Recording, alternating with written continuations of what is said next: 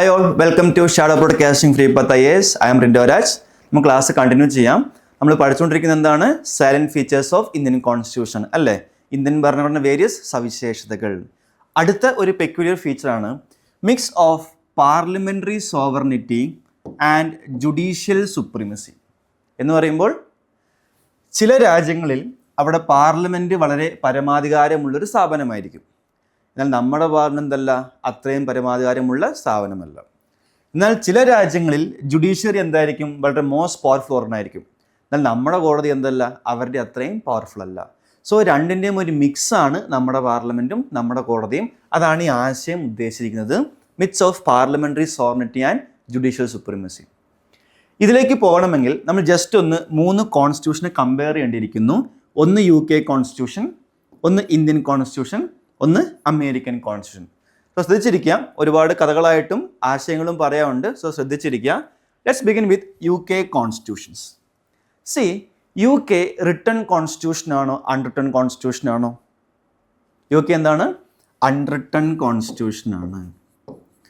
What is mean by unwritten constitution? Constitution which is not codified, അല്ലേ? Codify ചെയ്യാത്ത ഒരു ഭരണഘടനയാണെന്ത്? Unwritten constitution. So മനസ്സിലാക്കേണ്ട കാര്യം, ഒരു രാജ്യത്ത് അൺറിട്ടൺ കോൺസ്റ്റിറ്റ്യൂഷൻ ആണെങ്കിൽ പ്രൊവിഷൻസ് വ്യക്തമായിട്ടും കോഡിഫൈ ചെയ്യാത്ത ഒരു സിംഗിൾ ലീഗൽ ഡോക്യുമെൻ്റ് ആയിട്ട് ഒരു ഭരണഘടന വ്യക്തമായിട്ടും സിസ്റ്റമാറ്റിക്കലി അറേഞ്ച് ചെയ്യാത്ത ഒരു ഭരണഘടനയാണ് എങ്കിൽ അത്തരം രാജ്യങ്ങളിൽ പാർലമെൻറ്റിന് ഭയങ്കര അധികാരം ഉണ്ടായിരിക്കുന്നതായിരിക്കും. പാർലമെൻ്റ് ആയിരിക്കും എന്ത്? ആ രാജ്യത്തെ സുപ്രീം ഇൻസ്റ്റിറ്റ്യൂഷൻ. കാരണം എന്താണ്?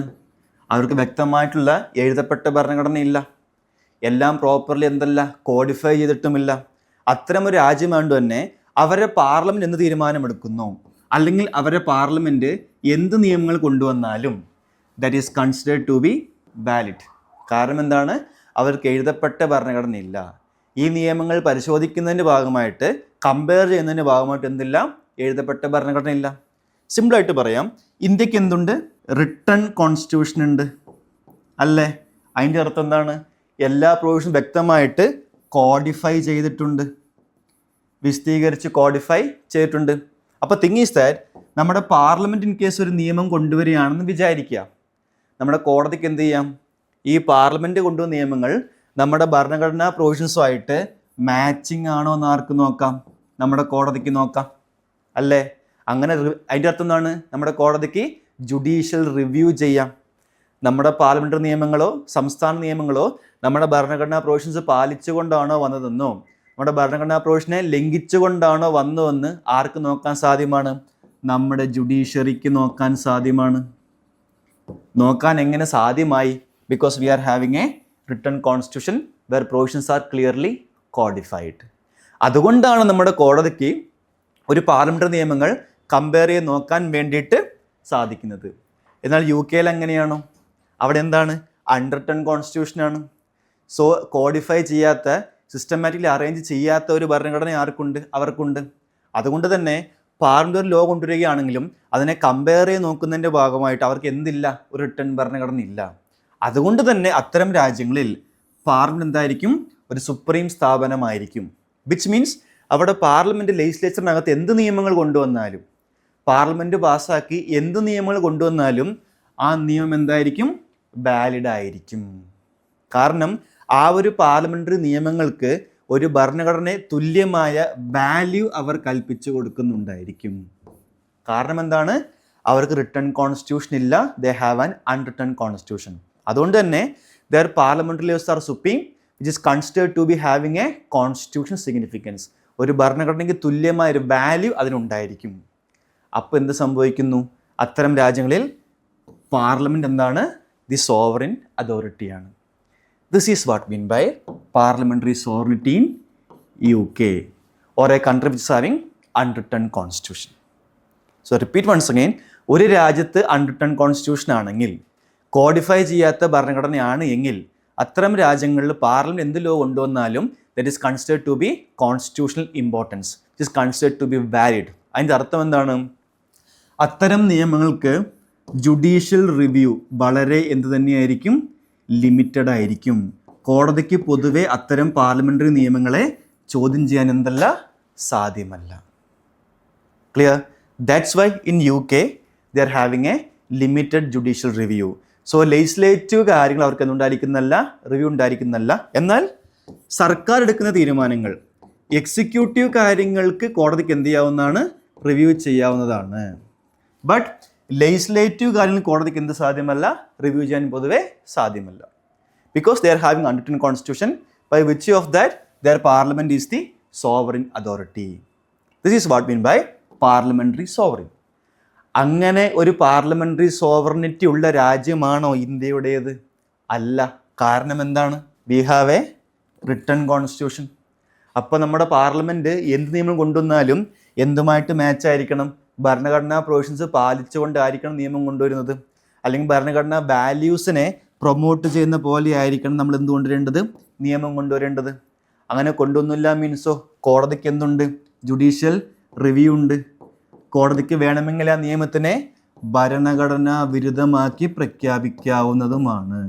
അങ്ങനെ നോക്കുമ്പോൾ നമ്മുടെ പാർലമെൻറ്റ് സോവറിൻ അതോറിറ്റിയാണോ? ഒരിക്കലുമല്ല. അതാണ് ഈ ആശയം വ്യക്തമാക്കിയിരിക്കുന്നത്. ക്ലിയർ? അടുത്തത് ഇന്ത്യയുടെ ഒരു ജുഡീഷ്യൽ വ്യൂ പോയിന്റ്. കാരണം ഇന്ത്യയിലെ ജുഡീഷ്യറി സുപ്രീം ആണോ അല്ലയോ എന്ന് മനസ്സിലാക്കാൻ വേണ്ടി വി മസ്റ്റ് നോ 2 കൺസെപ്റ്റ്സ്. എന്താണ് കൺസെപ്റ്റ് എന്ന് പറയുമ്പോൾ ഇന്ത്യ ഫോളോ ചെയ്യുന്ന ഇന്ത്യൻ ഭരണഘടനയ്ക്കകത്ത് പറഞ്ഞിരിക്കുന്ന ഒരു കൺസെപ്റ്റാണ് പ്രൊസീജിയർ എസ്റ്റാബ്ലിഷ്ഡ് ബൈ ലോ. എന്ന് പറയുമ്പോൾ ഇവിടെ നിയമം വഴി സ്ഥാപിതമായ ഒരു പ്രൊസീജിയർ നമ്മൾ എന്ത് കൊടുക്കുന്നു? ഇമ്പോർട്ടൻസ് കൊടുക്കുന്നു. സ്പെസിഫിക് ആയിട്ട് പറയുകയാണെങ്കിൽ അസ്യൂം നമ്മുടെ നാട്ടിൽ ലോ നയിക്കുന്ന ഒരു ഏജൻസിയാണ് ഏത്? പാർലമെൻറ്റ് അല്ലേ? സോ അങ്ങനെ പാർലമെൻറ്റ് ഒരു നിയമം കൊണ്ടുവരികയാണെങ്കിൽ ആ നിയമം കൊണ്ടുവരാൻ നമുക്ക് ഭരണഘടനയ്ക്കകത്ത് എന്ത് പറയുന്നുണ്ട്? ഭരണഘടനയ്ക്കകത്തായിക്കോട്ടെ പാർലമെൻറ്റ് നിയമം വഴി ആയിക്കോട്ടെ ഒരു വ്യക്തമായിട്ടൊരു പ്രൊസീജിയർ ഫോളോ ചെയ്യണം. ഫോർ എക്സാമ്പിൾ, ഇപ്പോൾ പാർലമെൻ്റ് ആണെന്ന് വിചാരിക്കുക, ലോക്സഭ ഇന്ന ഭൂരിപക്ഷത്തിൽ പാസ്സാകണം, ഇന്നയാൾ അവതരിപ്പിക്കണം. രാജ്യസഭയിലേക്ക് പോകുന്നു, ഇന്നയാൾ അവതരിപ്പിക്കണം, ഇന്ന കാര്യങ്ങൾ ചെയ്യണം, ഇത്ര മെജോറിറ്റി വേണം, ഇങ്ങനെ ആൾ അംഗീകരിക്കണം, അവസാനം രാഷ്ട്രപതി ഒപ്പിക്കണം. അങ്ങനെ ഒരുപാട് പ്രൊസീജിയേഴ്സ് ഉണ്ടല്ലോ. ആ ഒരു പ്രൊസീജിയേഴ്സ് ഫോളോ ചെയ്തുകൊണ്ട് നമ്മുടെ പാർലമെൻറ്റ് എന്ത് നിയമങ്ങൾ കൊണ്ടുവന്നാലും കോടതി അതിൻ്റെ പ്രൊസീജിയർ മാത്രമേ നോക്കുകയുള്ളൂ. പ്രൊസീജിയർ ശരിയാണോ തെറ്റാണോ മാത്രമേ നോക്കുകയുള്ളൂ. അല്ലാതെ ആ നിയമത്തിൻ്റെ റീസണബിലിറ്റി, അല്ലെങ്കിൽ ആ നിയമത്തിൻ്റെ വിസ്ഡം, ഉദ്ദേശശുദ്ധി, അല്ലെങ്കിൽ ആ നിയമം ഫെയർ ആണോ അല്ലയോ, അല്ലെങ്കിൽ ആ നിയമം ജസ്റ്റിസ് ആണോ അല്ലയോ എന്ന് നോക്കാത്ത ഒരാശയത്തിൻ്റെ പേരാണെന്ത്? Procedure established by law. സിമ്പിളായിട്ട് പറയുകയാണെങ്കിൽ ഒരു നിയമം കൊണ്ടുവരേണ്ട പ്രൊസീജിയർ വഴി ആ പ്രൊസീജിയർ കറക്റ്റായിട്ട് ഫോളോ ചെയ്തുകൊണ്ട് നമ്മുടെ ലെജിസ്ലേച്ചേഴ്സുകൾ, പാർലമെൻ്റ് ആയിക്കോട്ടെ സംസ്ഥാന ലെജിസ്ലേച്ചർ ആയിക്കോട്ടെ, ഒരു നിയമം കൊണ്ടുവരികയാണെങ്കിൽ if they follow the correct procedure, okay, ആ പ്രൊസീജിയർ ശരിയാണെങ്കിൽ ആ നിയമം വാലിഡ് ആയിട്ട് ആരനുമാനിക്കുന്നതായിരിക്കും? നമ്മുടെ കോടതികൾ അനുമാനിക്കുന്നതായിരിക്കും. ആ ഒരു ആശയത്തിൻ്റെ ഇപ്പോഴും നമ്മുടെ കോടതികൾ ഇങ്ങനെയാണ് എന്നല്ല ഞാൻ പറയുന്നത്, അങ്ങനെ ചെയ്യുന്ന ആ ഒരു ആശയത്തിൻ്റെ പേരാണെന്ത്? Procedure established by law. Clear? ഇവിടെ ഇമ്പോർട്ടൻസ് ഏതിനാണ്? പ്രൊസീജിയറിനാണ്. അല്ലാതെ ആ നിയമം കൊണ്ടുവരികയാണെങ്കിൽ ജനങ്ങളുടെ മൗലികാവകാശത്തിനെ ബാധിക്കുകയോ, ജനങ്ങൾ ഗുണമാണോ ദോഷമാണോ, അതിൻ്റെ റീസണബിലിറ്റി, അതിൻ്റെ കാരണം എന്താണെന്നോ, വിസ്റ്റം അല്ലെങ്കിൽ അത് ഫെയർ ആണോ അല്ലയോ എന്ന് ആരും നോക്കുന്നില്ല, നമ്മുടെ കോടതികൾ നോക്കുന്നില്ല. ബട്ട് അമേരിക്കൻ കോടതി ഫോളോ ചെയ്യുന്ന അമേരിക്കൻ ഭരണഘടനാ പ്രകാരം ഫോളോ ചെയ്യുന്ന ഒരു കൺസെപ്റ്റാണ് ഡ്യൂ പ്രോസസ് ഓഫ് ലോ. അതെന്താണെന്ന് പറയുമ്പോൾ അമേരിക്കൻ കോടതികൾ ആദ്യം പ്രൊസീജിയർ ശരിയാണോ എന്ന് നോക്കും. ഒരു നിയമം കൊണ്ടുവരേണ്ട പ്രൊസീജിയർ ശരിയാണോ എന്ന് നോക്കും. അത് ശരിയാണെങ്കിൽ അവർ പിന്നെ ഈ കാര്യങ്ങളും നോക്കുന്നതായിരിക്കും. ആ നിയമത്തിൻ്റെ റീസണബിലിറ്റി നോക്കും, ആ നിയമത്തിൻ്റെ ഉദ്ദേശശുദ്ധി നോക്കും, ആ നിയമം ജനങ്ങൾക്ക് ഫെയർ ആണോ അല്ലയോ എന്ന് നോക്കും, ആ നിയമം ജസ്റ്റിസ് തരുന്നോ എന്നും ആരും നോക്കും? അമേരിക്കൻ കോടതികൾ നോക്കും. ഇതൊക്കെ കൊടുക്കുന്നുണ്ടെങ്കിൽ മാത്രമേ കോടതി എന്ത് കണക്കാക്കപ്പെടുന്നുള്ളൂ? ആ നിയമത്തിനെ വാലിഡ് ആക്കത്തുള്ളൂ. അല്ലെങ്കിൽ അമേരിക്കൻ കോടതി തന്നെ അൺകോൺസ്റ്റിറ്റ്യൂഷണലായിട്ട് പ്രഖ്യാപിക്കുന്നതായിരിക്കും. അങ്ങനെ നോക്കുകയാണെങ്കിൽ ഇന്ത്യൻ കോടതിക്കാണോ അമേരിക്കൻ കോടതിക്കാണോ പവർ കൂടുതൽ ഭരണഘടനാ പ്രകാരം? അമേരിക്കൻ കോടതിക്കാണ്. കാരണം എന്താണ്? നമ്മുടെ കോടതിക്ക് പൊതുവെ പ്രൊസീജിയർ മാത്രമേ നോക്കാൻ സാധിക്കുന്നുള്ളൂ. എന്നാൽ അമേരിക്കൻ കോടതിക്കോ പ്രൊസീജിയറും നോക്കാൻ സാധ്യമാണ്, ആ നിയമത്തിൻ്റെ ഉദ്ദേശശുദ്ധി വരെ നോക്കാൻ സാധ്യമാണ്. That is what mean by judicial supremacy. So യു കെയിൽ പാർലമെൻറ്റാണ് മോർ പവർഫുൾ ഓർഗൺ എങ്കിൽ അമേരിക്കയിൽ ആരാണ്? ജുഡീഷ്യറി ആണ് ദി മോസ്റ്റ് പവർഫുൾ ഓർഗൺ. ഇതിൻ്റെ ഒരു ബാലൻസ് ആര് ഫോളോ ചെയ്യുകയുണ്ടായി? ഇന്ത്യ ഫോളോ ചെയ്യുകയുണ്ടായി. നമ്മുടെ പാർലമെൻറ്റ് യു കെൻ്റെ അത്രയും പവർഫുള്ളും അല്ല, നമ്മുടെ കോടതി അമേരിക്കൻ്റെ അത്രയും എന്തല്ല, സുപ്രീമും അല്ല. That is what mean by mix of parliamentary sovereignty and judicial supremacy. But see, നമ്മുടെ ഭരണഘടന ഈ ഒരു ആശയത്തെക്കുറിച്ചാണ് പറഞ്ഞിരിക്കുന്നത് എങ്കിൽ പോലും നമ്മുടെ കോടതി, ഇന്ത്യൻ സുപ്രീം കോടതി ഗ്രാജുവലി പതുക്കെ സ്വമേധയാ ഇതിൻ്റെ ആശയങ്ങൾ ഉൾക്കൊള്ളാൻ തുടങ്ങി. വിച്ച് മീൻസ് ഇപ്പോൾ പലപ്പോഴും നമ്മുടെ കോടതികൾ ആ നിയമങ്ങളുടെ റീസണബിലിറ്റിയും ചോദ്യം ചെയ്ത് തുടങ്ങി. ആ നിയമം ഫെയർ ആണോ അല്ലയോ എന്ന് നോക്കി തുടങ്ങി. ആ നിയമം ജസ്റ്റിസ് കൊടുക്കുന്നുണ്ടോ നമ്മുടെ കോടതികൾ സ്വമേധയാ നോക്കി തുടങ്ങി. ഈവൻ ദോ ഭരണഘടന അങ്ങനെയൊന്നും പറഞ്ഞിട്ടില്ല എങ്കിൽ പോലും നമ്മുടെ കോടതി തന്നെ വിധികളിലൂടെ എന്ത് പറയുകയുണ്ടായി? അത്തരം നിയമങ്ങളുടെ പ്രൊസീജിയർ മാത്രം നോക്കിയാൽ പോരാ എന്നും ഞങ്ങൾ ഇനി അങ്ങോട്ട് അത് റീസണബിൾ ആണോ എന്ന് നോക്കുക ചെയ്യുമെന്നും ആര് വ്യക്തമാക്കുകയുണ്ടായി? Supreme court വ്യക്തമാക്കുകയുണ്ടായി. അപ്പോൾ ഗ്രാജുവലി നമ്മുടെ കോടതി സിസ്റ്റം മാറി മാറി വരുന്നുണ്ട്. അവർ സ്വമേധയാ പവേഴ്സ് എൻജോയ് ചെയ്തുകൊണ്ട് തന്നെ സ്വമേധയാ ആ നിയമങ്ങളൊക്കെ ഫെയർ ആണോ എന്നും നോക്കി തുടങ്ങി. ആ ഒരു ഐഡിയ നിങ്ങളുടെ മനസ്സിൽ ഉണ്ടായിരിക്കണം. അല്ലാണ്ട് എപ്പോഴും നമ്മുടെ കോടതികൾ അതിൻ്റെ പ്രൊസീജിയർ മാത്രം നോക്കുന്നത് തെറ്റിദ്ധരിക്കരുത്. സുപ്രീം കോടതി വിധികളിലൂടെ എന്ത് സാധ്യമാണ്? കോടതിക്കാർ സിസ്റ്റത്തിനെയൊക്കെ മാറ്റാനും എന്ത് തന്നെയാണ് സാധ്യമാണ്.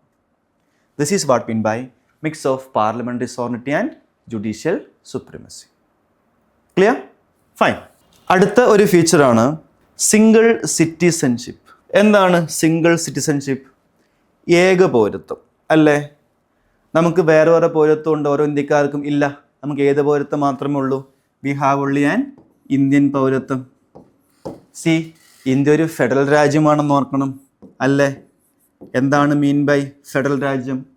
നമുക്ക് കേന്ദ്രവുമുണ്ട് സംസ്ഥാനവുമുണ്ട്. എന്നാൽ നമുക്ക് സംസ്ഥാന പൗരത്വമുണ്ടോ? നമ്മൾ ആർക്കെങ്കിലും മലയാളികൾക്ക് കേരള പൗരത്വമുണ്ടോ? ഇല്ല. നമുക്ക് എന്തുമാത്രമേ ഉള്ളൂ? അത് മലയാളി ആയിക്കോട്ടെ, കന്നഡി ആയിക്കോട്ടെ, ഗുജറാത്തിക്കാരനായിക്കോട്ടെ, ആസാമീസുകാരനായിക്കോട്ടെ, നമുക്കെല്ലാം എന്ത് പൗരത്വം മാത്രമേ ഉള്ളൂ? ഒറ്റ പൗരത്വമേ ഉള്ളൂ. We are having only an Indian identity. We are having only a single citizenship. But see, normally ഒരു ഐഡിയൽ ഫെഡറൽ രാജ്യം നോക്കുകയാണെങ്കിൽ, again take the case of USA as an example. അമേരിക്കയും എന്ത് തന്നെയാണ്? ഇന്ത്യയിലെ പോലെ തന്നെ ഫെഡറൽ തന്നെയാണല്ലേ? അമേരിക്കയിലും കേന്ദ്രമുണ്ട്, അമേരിക്കയിലും എന്തുണ്ട്? സംസ്ഥാനങ്ങളുണ്ട്. ദ ഡിഫറൻസ് ഈസ് ദാറ്റ് അമേരിക്കയിലെ ഓരോ സംസ്ഥാനങ്ങൾക്കും എന്തുണ്ട്? സെപ്പറേറ്റ് കോൺസ്റ്റിറ്റ്യൂഷൻ തന്നെയുണ്ട്. ഇന്ത്യയിലെ സംസ്ഥാനങ്ങൾക്ക് സെപ്പറേറ്റ് ഭരണഘടനയുണ്ടോ? ഇല്ല. എന്നാൽ അമേരിക്കയിലെ 50 സംസ്ഥാനങ്ങൾക്കും എന്തുണ്ട്?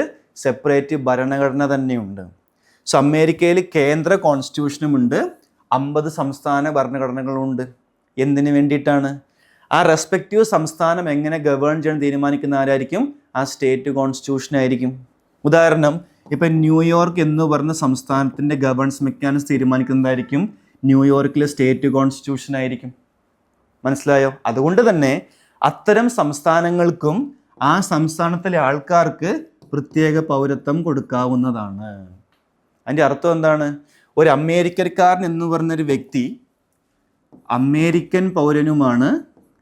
he or she is an American citizen.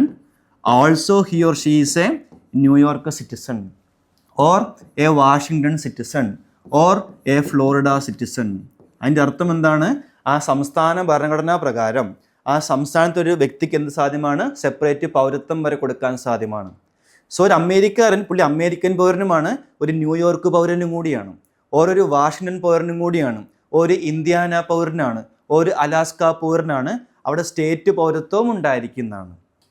അങ്ങനെയാണെങ്കിൽ എന്താണ് ഇതിൻ്റെ ഡ്രോബാക്ക് എന്ന് പറയുകയാണെങ്കിൽ, സി, ന്യൂയോർക്ക് ഭരണഘടനാ പ്രകാരം ന്യൂയോർക്ക് പൗരന്മാർ കൊടുക്കുന്ന അവകാശങ്ങൾ ആർക്ക് കിട്ടില്ല? ഒരു വാഷിംഗ്ടൺ പൗരന് കിട്ടത്തില്ല, ഒരു ഫ്ലോറിഡ പൗരന് കിട്ടത്തില്ല. എന്നാൽ അമേരിക്കൻ ഭരണഘടനാ പ്രകാരം എല്ലാവർക്കും കൊടുക്കുന്ന അവകാശങ്ങൾ എല്ലാവർക്കും സ്വീകാര്യമാണ്. എന്നാൽ വാഷിങ്ടൺ ഭരണഘടന കൊടുക്കുന്ന അവകാശങ്ങൾ ആർക്ക് മാത്രമേ കിട്ടത്തുള്ളൂ? വാഷിങ്ടൺ പൗരന് മാത്രമേ കിട്ടത്തുള്ളൂ, ന്യൂയോർക്ക് പൗരന് കിട്ടത്തില്ല. കാരണം എന്താണ്? ഈ പുള്ളി വാഷിങ്ടൺ സിറ്റിസൺ അല്ല. അപ്പം എന്താണ് main issue? There happens discrimination എന്ന് പറഞ്ഞൂടെ? എന്തുകൊണ്ട്? അവരെല്ലാവരും അമേരിക്കൻ പൗരനാണ്, ഡൗട്ടില്ലല്ലോ. എന്നാൽ ന്യൂയോർക്ക് പൗരന് കിട്ടാത്ത ചില അവകാശങ്ങൾ ആർക്ക് കിട്ടുന്നു?